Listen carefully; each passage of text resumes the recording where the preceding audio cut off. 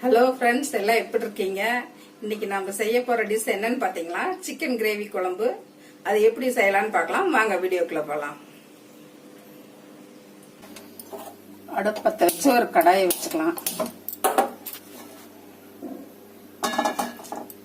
எண்ணெய் 3 ஸ்பூன் ஊத்திக்கிங்க. பட்டை 1, ஏலக்காய் 1, கிராம்பு 1 போட்டுக்குங்க. அடுத்து நறுக்கி வச்ச 3 வெங்காயத்தை வதக்கலாம்.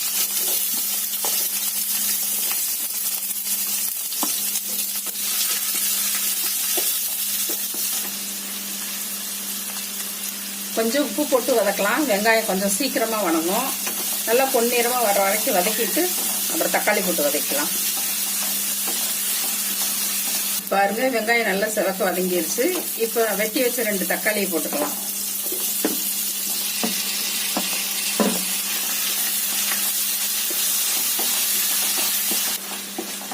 தக்காளி கொஞ்ச நேரம் இப்படியே வதங்கிட்டு இருக்கட்டும். அதுக்குள்ள ஒரு சின்ன டிப்ஸ் ஒன்று பார்க்கலாம் வாங்க. எல்லா வீட்லயும் சக்கரை டப்பா எங்க வச்சாலும் எறும்பு வந்துடும். எறும்பு வராம இருக்கணும்னா ஒரு சுக்கு துண்டு எடுத்து இதுல போட்டு வைங்க. கடலப்பருப்பு டப்பா எது இதுல எறும்பு வருதோ அதுல எல்லாம் ஒரு சின்ன துண்டு சுக்கு போட்டோம்னாக்கா எறும்பு வராது.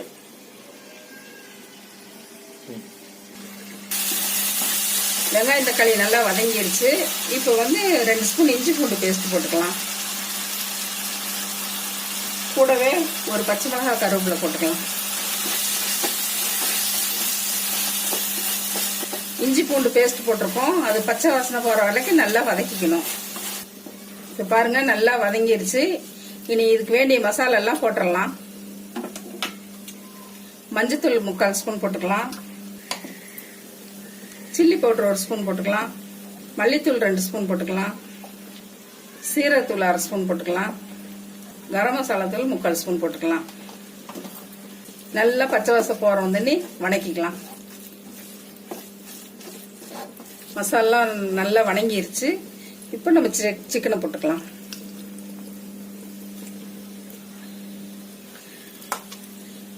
நான் எடுத்துருக்கிற அளவு 1/2 கிலோ சிக்கன். அதுக்கு வேணுங்கிற மசாலா போட்டிருக்கேன். நீங்க எச்சா எடுத்தீங்கன்னா அதுக்கு தகுந்த மாதிரி மசாலா சேர்த்தி போடுங்க. சிக்கன் எல்லாம் நல்லா மசாலா பெரட்டி இப்படி கொஞ்சம் நேரம் வேக விட்டுட்டு அப்புறம் தண்ணி ஊற்றிடலாம்.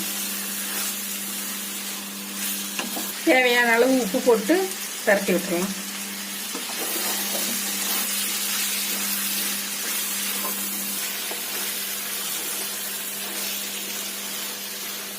மசாலா நல்லா சிக்கன்ல இறங்கிருச்சு. இப்போ தண்ணி ஊத்திக்கலாம். வேணுங்கிற அளவு தண்ணி முழுகிற அளவு ஊத்திக்கலாம். நாம இன்னைக்கு நல்ல கிரேவியாட்ட குழம்பு வைக்கிறோம். அதனால தேங்காய் ஊத்தல. இன்னும் கொஞ்சம் குழம்பு வேணுங்கிறவங்க தேங்காய் அரைச்சு ஊத்திக்கிங்க. தட்டு போட்டு மூடி வச்சிடலாம். இப்ப மூடி வச்சு ஒரு 20 நிமிஷம் ஆனா கறி வெந்துடும். எடுத்துடலாம். இப்ப 20 நிமிஷம் ஆயிடுச்சு. சிக்கன் வெந்துருச்சான்னு பார்க்கலாம் வாங்க. சிக்கன் நல்லா எண்ணெய் மேல பிரிஞ்சு வந்திருக்கு. கோழி குழம்பு வாசம் கம்ம கம்மன்னு அடிக்குது.